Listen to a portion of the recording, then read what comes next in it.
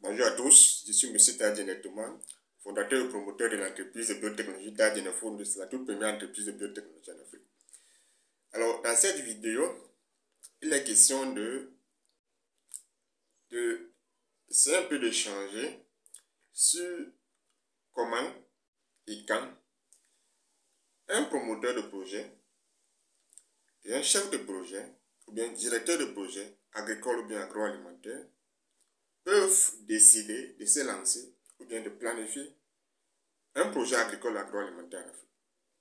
Alors, avant de répondre à cette suite de petites questions, de petits questionnements, permettez-moi de vous rappeler que Tadjene Food, c'est la toute première entreprise de biotechnologie en Afrique.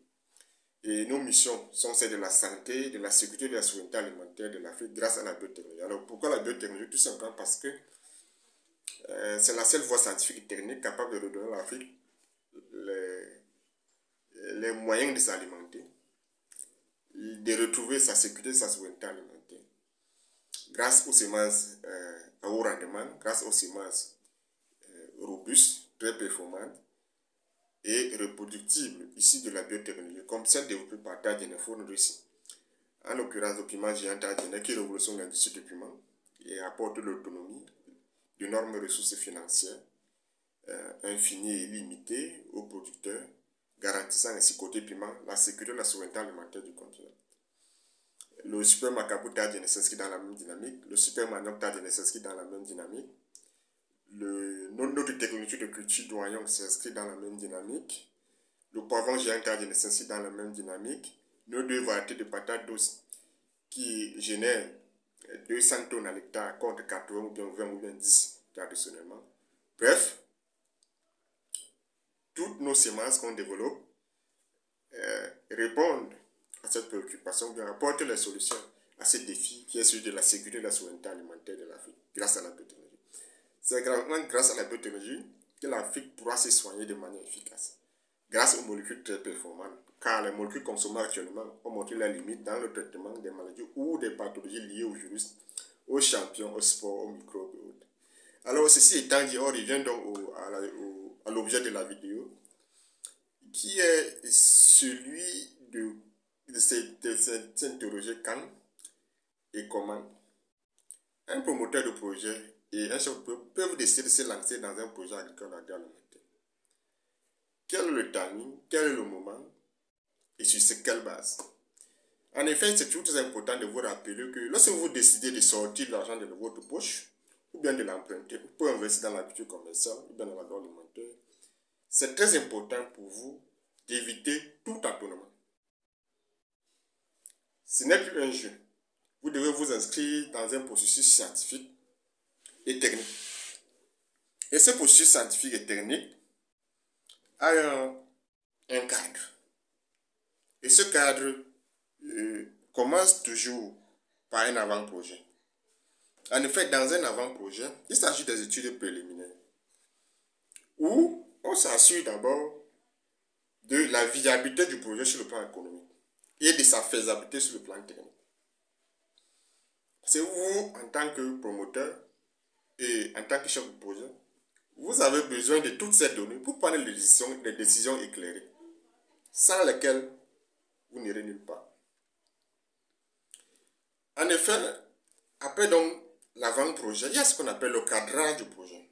Dans le cadrage du projet, il s'agit pour vous, et surtout pour le chef de projet, parce que c'est lui le maître d'ouvrage,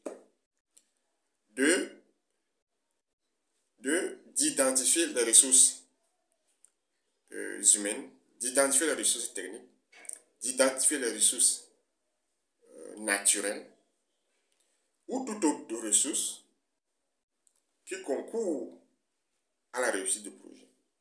Ensuite, après cette étape donc, de travailler avec le porteur de projet, donc le promoteur de projet, via un ensemble de réunions ou de rencontres, partager ces données, échanger sur ces données, analyser ces données et retirer de ces données les données, les éléments actionnables sur lesquels on peut s'appuyer pour prendre des décisions informées, ou bien pour avancer efficacement sur le projet. Donc, à partir de ces rencontres, on peut donc définir un budget. À partir de ces données collectées, analysées, dans lesquelles on a extrait les éléments stratégiques, on peut donc définir un budget. On peut définir un budget. On peut définir les délais. Et dès qu'on définit, on fait ce travail, on définit le délai, on définit un budget, on identifie les ressources, les différentes ressources financières, les différentes ressources techniques, les différentes ressources humaines et autres.